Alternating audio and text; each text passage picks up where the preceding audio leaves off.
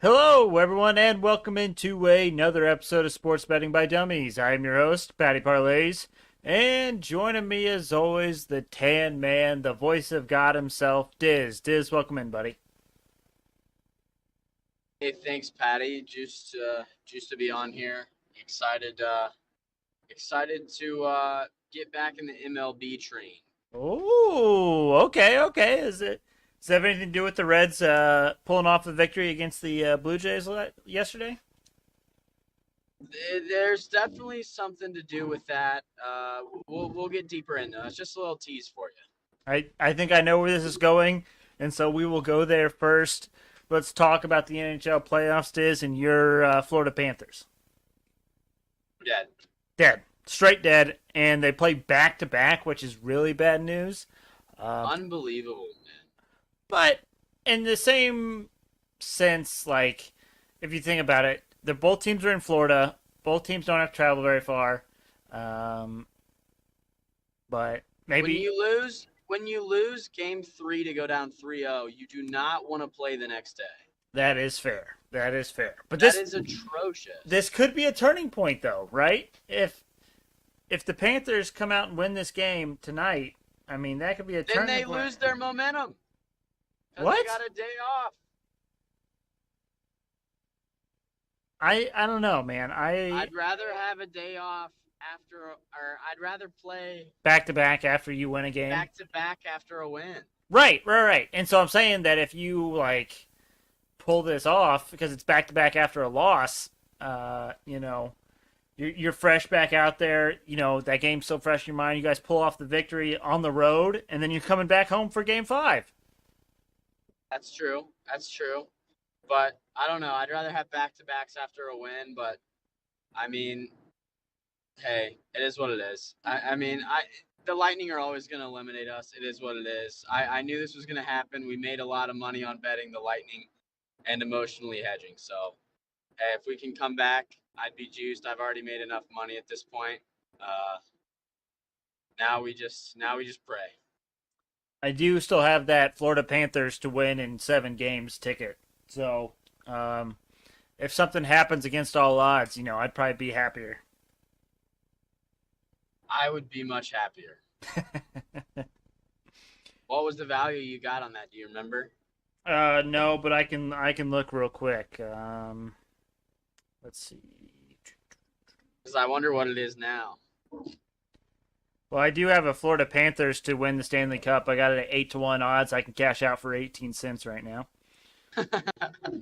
Um, and then I have Panthers 4, Lightning 3, and the series correct score at plus 410. Oh, that's horrible value. But I do have both teams to win the series at plus value, so I'm Oh making yeah, me too. Me too, baby. making money either way. So, Good call on that. yep. The other game that is tonight: Blues versus Avalanche. The Avalanche are up 2-1. Everything in this series was going great for the Blues until Game 3 when their starting goalie got hurt. It was a little sus too, Patty. Did you see it? I didn't, but I did hear it was kind of sus.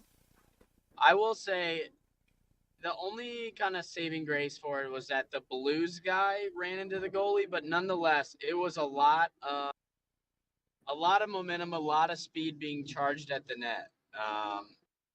An unfortunate situation. Yeah. Now, in the regular season, this goalie that's coming in for the Blues was actually their starter, and he was actually really good. But thus far in the playoffs, he has not been good, and that's why they went to their other goalie, who was dynamite for the games that he played in. So maybe there's a little bit of a slap in the face here, like, hey, you got taken out, you got replaced, but now you're coming back in with a chance to redeem yourself. Maybe that happens, but to be honest, I don't think the Blues have a chance here anymore, Diz. Series is only 1-2. Yeah, Yeah. you're Game. giving up on them down 1-2. Yeah, because honestly, when I said the Blues in 6, like, it was not totally out of the realm of possibility. It was kind of crazy, kind of absurd, but the Avalanche are really, really freaking good. And if you're not throwing your best at the Avalanche, I don't know that you can beat them. Call. I'm not giving up on the Blues just yet. Um, I think it would take them 7 to win it, but I feel like they may have a bounce back game. I think they might even the series. I hope so. I really hope so. You can get the Blues at plus money on the money line right now. Absolutely. Maybe even taking plus 1.5 if you're not feeling super confident. I'm feeling frisky. I'm with it. Rangers versus Hurricanes. Rangers came back and won Game 3 in New York. The series is now Hurricanes leading 2-1. And I think this series goes 7 games now, and probably the home team will always win. But even if it just goes 7, you can get the series to go 7 right now. It is at plus 162.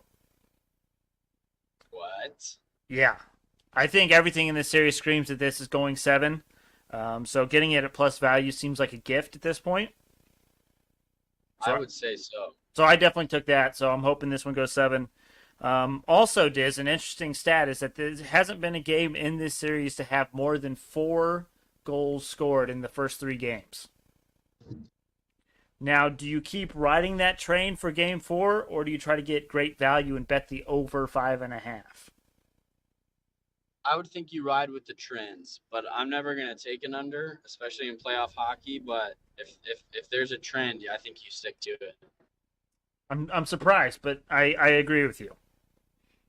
Now, I'm not gonna take it. Don't get me wrong. Alrighty, and then the last series, the Oilers versus Flames. The Battle of Alberta has not disappointed up to this point. The series is 2-1 for Calgary. My initial prediction of Calgary to win 4-2 is still there. It's still around. It's hanging around a little bit here. It is. Yeah, absolutely, absolutely. I don't know if I would rather have Calgary go up 3-1 or if I'd rather it be 2-2 and hope Calgary wins 2 in a row. I think you should want 3-1 because isn't Game 6 going to be in Edmonton? Yes. That's what you should want. Because then it's going to be favored for Edmonton to win at home, going to 3-2, and then Calgary will get the job done Game 6.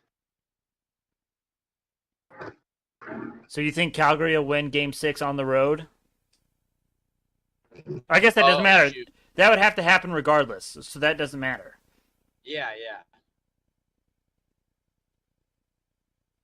But yeah, I got that at plus 420 when I originally bet it. Like that. I like that. Okie dokie. Anything else, Diz, on the NHL playoffs before we move on? I don't think so. Alrighty, let's move on to the NBA playoffs then. So we have Celtics versus Heat tonight. The Heat pulled off a huge victory in Game 3 in Boston. Diz, I don't know if you saw, but Bam Adebayo put the team on his back that game. I heard about it. I didn't watch a second of it, obviously, but I did see that. Did you see? I hear about it. Did you see what they the stat they pulled for SportsCenter? No, what's that? So I saw it this morning, so I don't know exactly what it was, but the gist of it was there's been like 4 times in history that the center or power forward has led the team in the playoffs in a game in all 5 major stat categories: points, rebound, assists, steals, and blocks. And that was Bam Adebayo in Game 3. So honestly, like, he did everything for them on Game 3. The Celtics. Well, didn't Jimmy Butler get hurt too? He did. Halfway through. Jimmy Butler got hurt. Marcus Smart got hurt. Jason Tatum got hurt. There were so many people that got hurt in Game 3.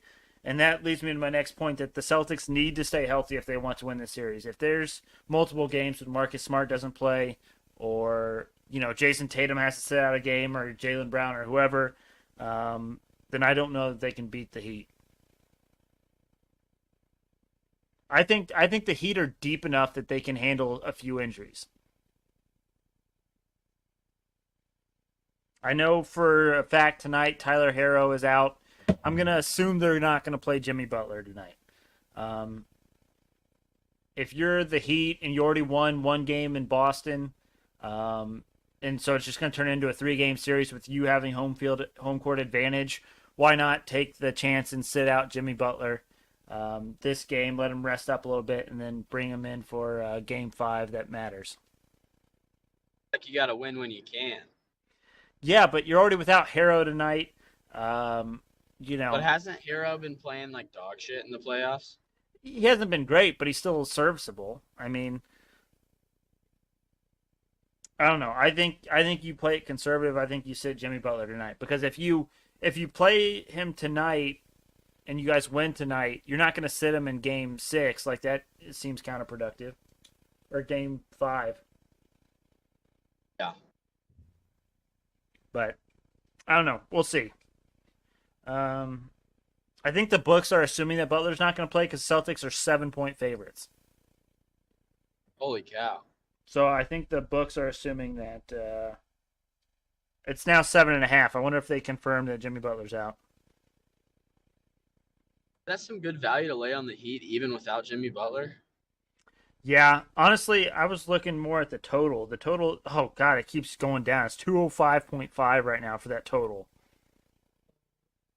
Does Jimmy Butler make that big of a difference to the total?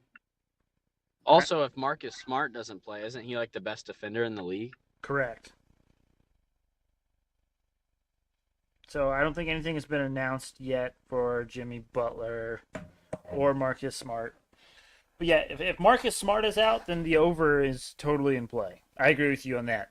That's something me and Tyler like to look at a lot. A lot of people will say like, "Oh, Marcus Smart, you're without however many points he averages, right? Like maybe 10 points." Yeah. But defensively, he makes a huge difference. All right, Diz. The other series we have Mavericks versus Warriors. Warriors lead 3-0, which I believe means that the run for the Mavs is over. Now, if you're the Mavericks, how do you treat this postseason run, if you will? Wait. What is the series over? You cut out there for a bit. Warriors are up 3-0. Oh, okay. So I'm basically saying the series is over. How do you treat how do you treat your postseason run and your season if you're the Mavs? Are you saying What was their seeding at the end of the regular season? Like it was.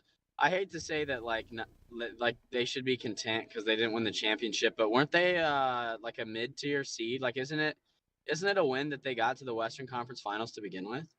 I think so. Um, What was their regular season Western Conference seeding? I'm trying to find that right now, real quick. I mean, they weren't like the 3 or the 4, were they? They were the 4 seed. Yeah, Dallas was the 4 seed. They were the 4, so they beat who'd they beat? They beat the 5 seed, which was who, and then they beat the Suns, which beating the Suns is a huge deal. Suns were the 1 seed, yeah? Yeah, correct. So yeah, beating the Suns is a huge deal. Beating the Jazz, I kind of thought that was going to happen anyways.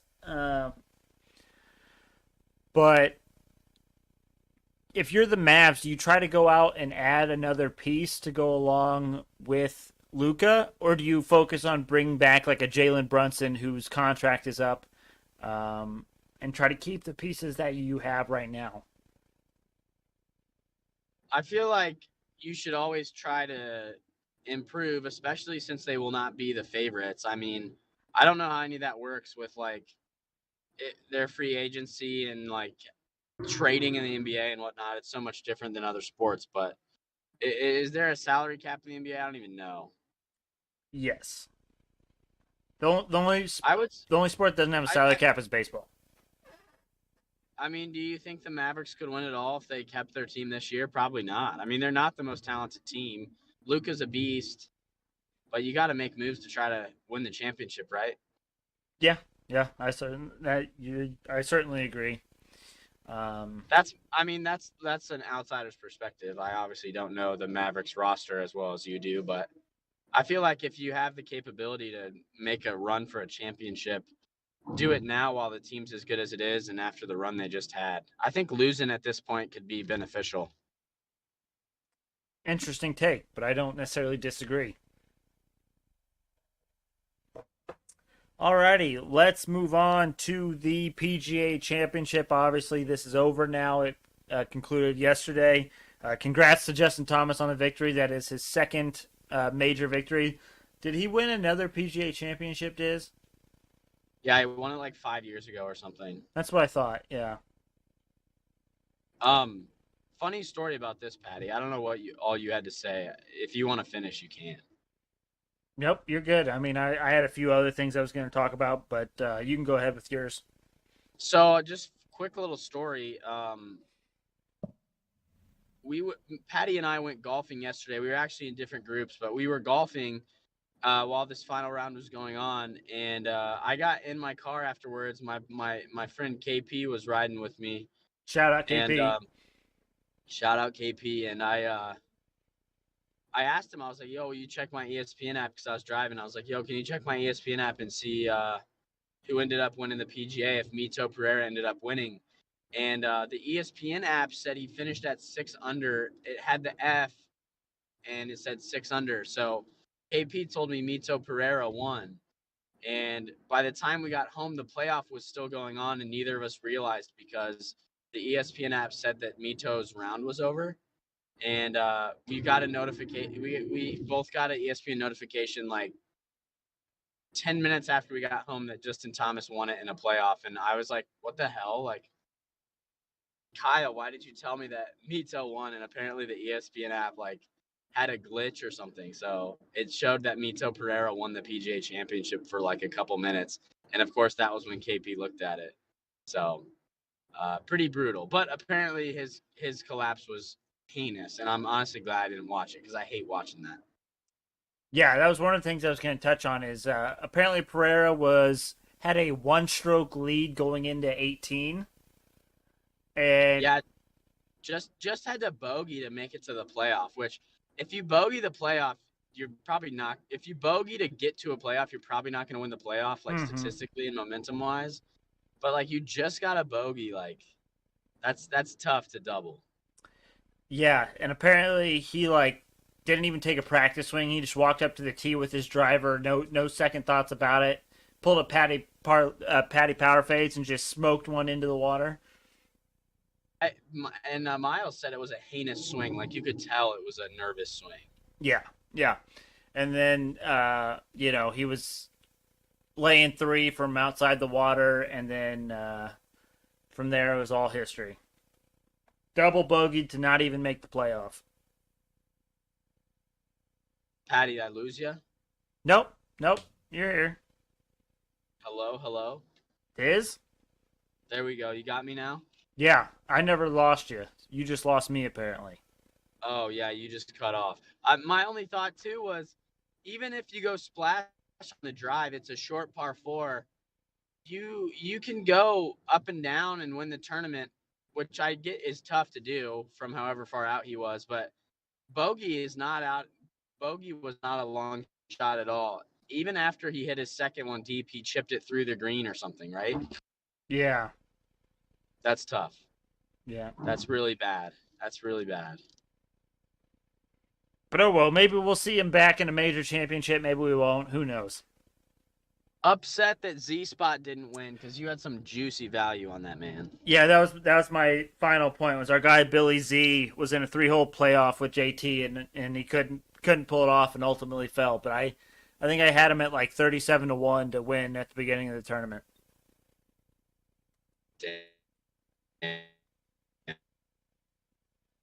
But that's gambling, baby. That'll happen.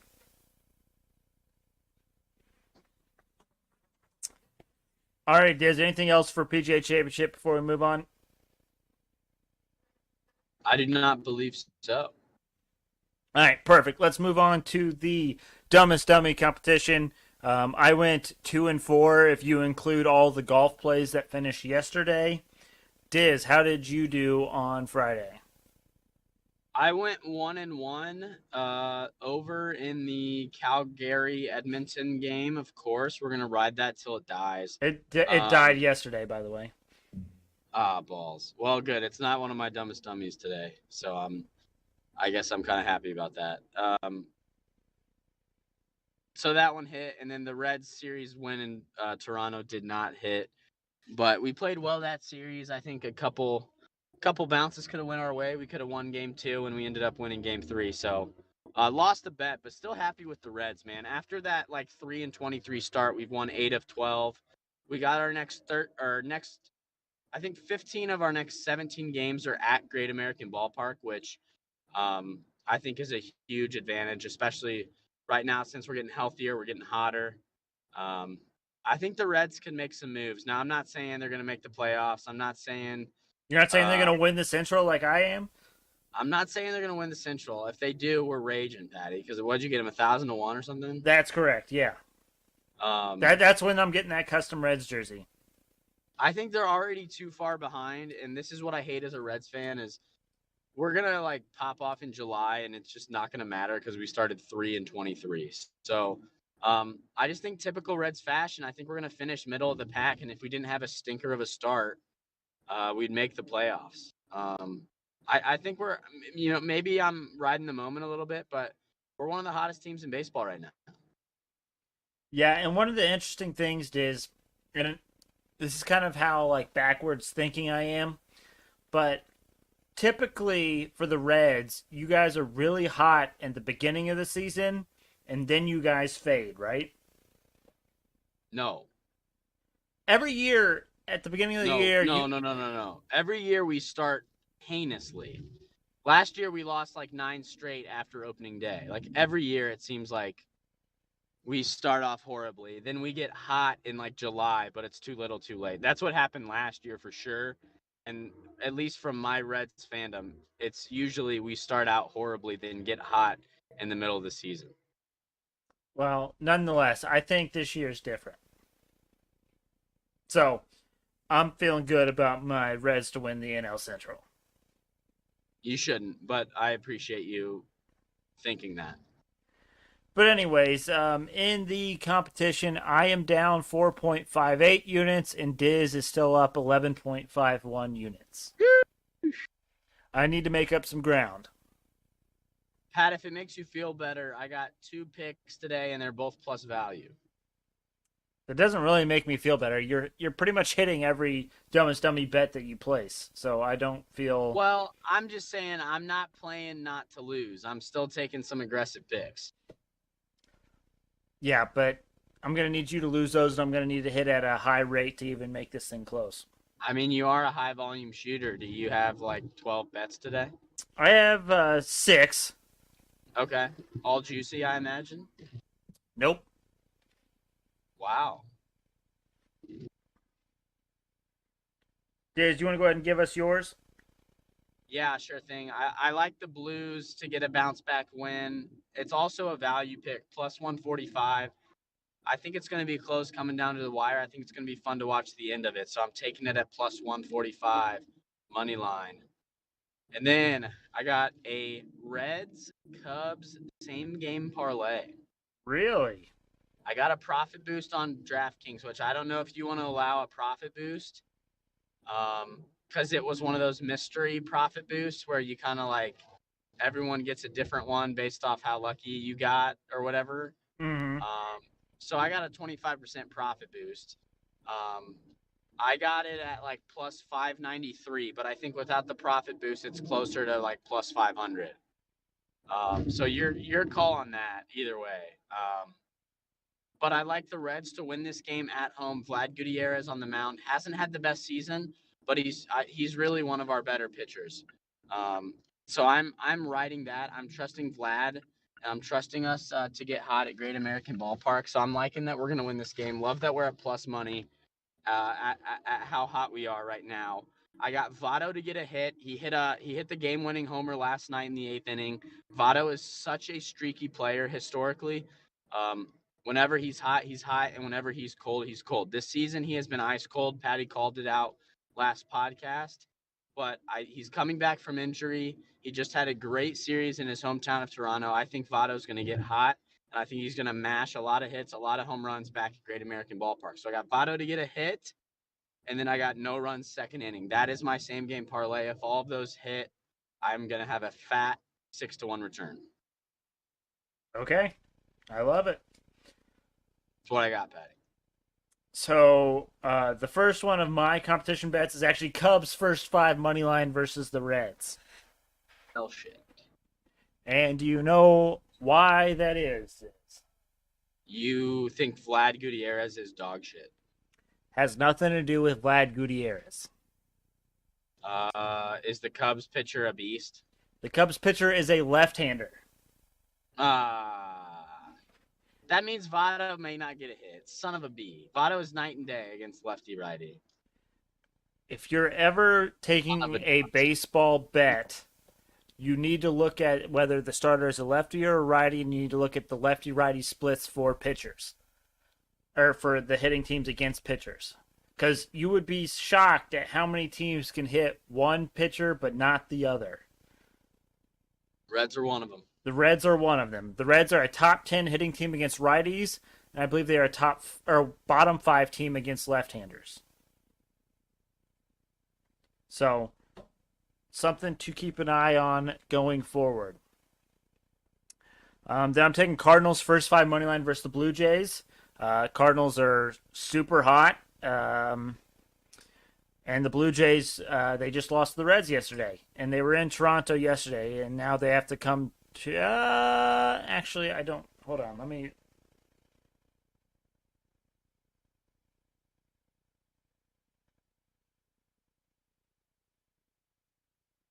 Yes, the Blue Jays are coming to St. Louis today after just playing against the Reds yesterday in Toronto. So, it's a quick turnaround for them. The Cardinals are pitching Mikolos, who has been one of their better pitchers this season. So, looking for the Cardinals to continue to stay hot. Then Phillies first five money line versus the Braves. I don't like betting on the Phillies. I don't know that anyone likes betting on the Phillies, but they should be. They should get this first five W for me. And then Diamondbacks first five money line versus the Royals. I love the Diamondbacks, especially of late. They're the other team that, other than the Reds, I took to win their division, and I got the Diamondbacks at 300 to 1 to win the NL West. Now, the NL West is also the most difficult division to win, but I do like the D-backs, and the Royals have been garbage. So, D-backs first five money line versus the Royals.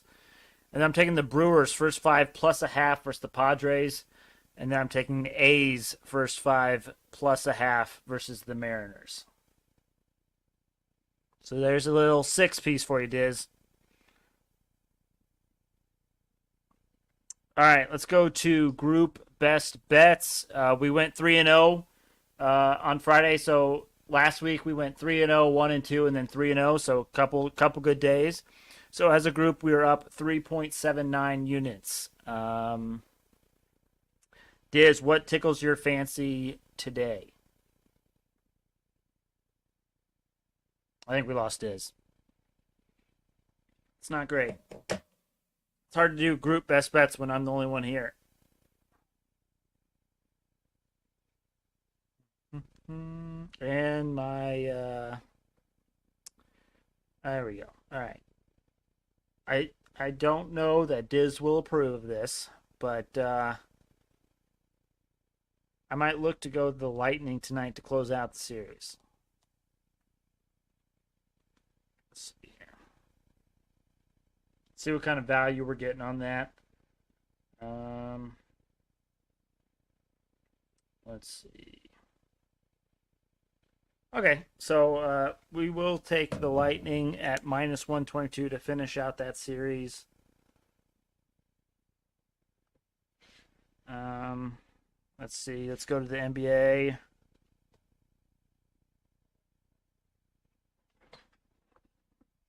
I think with the NBA, I'm going to take a shot in the dark here, and I'm going to go over 205.5. That 205.5 seems really low. If Marcus Smart doesn't play especially, that's a big defensive piece. I know Harrow's out tonight, but I think that means more playing time for Duncan Robinson and maybe Victor Oladipo, and I think they can be a spark, so I'm going with the over in that game. And then against Diz's probably wishes, but I'm going to go Cubs first five money line versus the Reds tonight.